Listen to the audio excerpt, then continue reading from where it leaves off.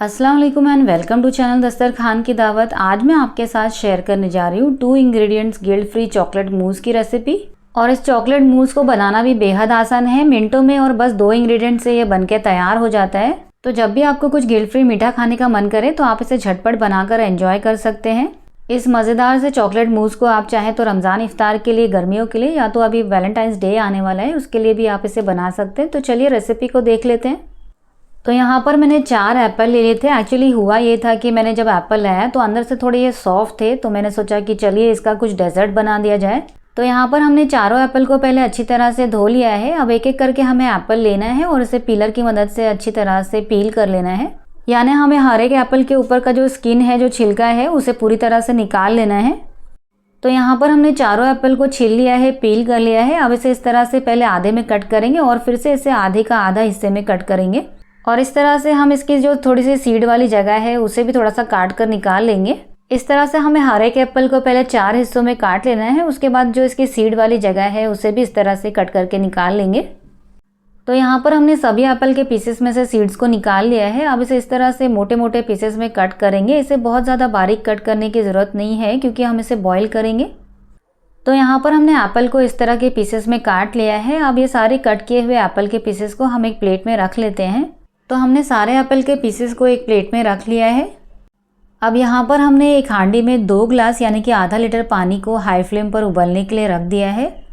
तो 2 मिनट बाद ही पानी अब अच्छी तरह से उबल चुका है। तो ये सारे जो कट किए हुए एप्पल के पीसेस है उसे हम इस उबलते हुए पानी में डाल देंगे। और अब हम फ्लेम को मीडियम कर देंगे और मीडियम फ्लेम पर 1-2 बार चलाते हुए एप्पल्स के अच्छी तरह से सॉफ्ट होने तक हम इसे पका लेंगे। तो हमने इस रेसिपी में जो एप्पल यूज़ किए हैं वो ऑलरेडी सॉफ्ट थे। तो यहाँ पर ये जो एप्पल है सिर्फ 5 मिनट में ही बिल्कुल अच्छी तरह से सॉफ्ट हो गए हैं। इस तरह से जब मैं मैश कर रही हूँ तो बहुत अच्छी तरह से मैश हो जा रहे हैं। तो जब एप्पल इस तरह से सॉफ्ट हो जाए तब हमें इसे गैस पर से उतार लेना है। तो हांडी को हमने गैस पर से उतार लिया है और अब एक बोल के ऊपर हमने एक छाननी रख दिया है और एप्पल के अंदर का जो सारा पानी है उसे हम छान लेंगे। तो सारा पानी छानने के बाद हम स्ट्रेनर को एक प्लेट के ऊपर रख देंगे और एप्पल्स को थोड़ा सा एक चम्मच की मदद से फैला देंगे ताकि ये अच्छी तरह से ठंडा हो जाए। और एप्पल्स को स्ट्रेन करने के बाद जो पानी बच गया है इसे हमें फेंक देना है। तो यहाँ पर हमने मोरडे का डार्क कंपाउंड चॉकलेट ले लिया है। आप इसकी जगह पे किसी और डार्क कंपाउंड चॉकलेट का इस्तेमाल भी कर सकते हैं। और अगर आपने चॉकलेट को फ्रिज में रखा हुआ है तो आप इसे 4-5 घंटा पहले ही फ्रिज में से निकाल कर रूम टेम्परेचर पर रख दें ताकि चॉकलेट को कट करने में आसानी हो। तो यहाँ हमने एक बड़ा वाला स्लैब ले लिया है और 4 छोटे स्लैब में से हमने एक छोटा वाला स्लैब ले लिया है। और बाकी के जो 3 छोटे स्लैब बच गए हैं इसे हम किसी और रेसिपी में इस्तेमाल कर लेंगे। यानी इस चॉकलेट मूस को बनाने के लिए हमने 200 ग्राम डार्क कंपाउंड ले लिया है। तो अब इस डार्क कंपाउंड चॉकलेट को हम एक नाइफ की मदद से बारीक काट लेंगे और इसे हमने 4-5 घंटा पहले ही फ्रिज में से बाहर निकाल के रख दिया था। तो चॉकलेट सॉफ्ट होने की वजह से ये बहुत ही आसानी से कट भी हो जा रहा है। तो हमने चॉकलेट के दोनों स्लैब को अच्छी तरह से बारीक काट लिया है और अब इसे एक बोल में ट्रांसफ़र कर देंगे। तो चॉकलेट्स को हम डबल बॉयलर मेथड से मेल्ट करने वाले हैं, इसलिए मैंने इसे स्टील के बोल में डाला है। लेकिन अगर आप इसे माइक्रोवेव में मेल्ट करना चाहते हैं तो आप इसे माइक्रोवेव सेफ बोल में ही डालें। तो चलिए अब इस कट किए हुए चॉकलेट को हम डबल बॉयलर मेथड से मेल्ट कर लेते हैं। तो यहाँ पर हमने एक हांडी में 1 गिलास पानी को मीडियम फ्लेम पर उबलने के लिए रख दिया है। तो करीबन 1 से 2 मिनट बाद ही बहुत जल्दी से पानी उबल गया है। अब ये जो चॉकलेट वाला बोल है इसे हमने इस हांडी के ऊपर रख दिया है और अब इसे लगातार चलाते हुए चॉकलेट को पूरी तरह से लो फ्लेम पर मेल्ट होने देंगे। चॉकलेट के अंदर के सारे लम्स ख़त्म होने तक हमें इसे मेल्ट कर लेना है। तो कुछ देर बाद चॉकलेट अच्छी तरह से मेल्ट हो चुका है और इसके अंदर के सारे लम्स ख़त्म हो चुके हैं। तो अब इसे हम गैस पर से उतार लेते हैं। और जब तक हमने चॉकलेट को कट करके मेल्ट किया, यहाँ पर जो एप्पल के पीसेस है वो पूरी तरह से रूम टेम्परेचर पर ही ठंडे हो चुके हैं। तो अब ये जो बॉयल एप्पल के पीसेस है इसे हम एक ग्राइंडर जार के अंदर डाल देंगे।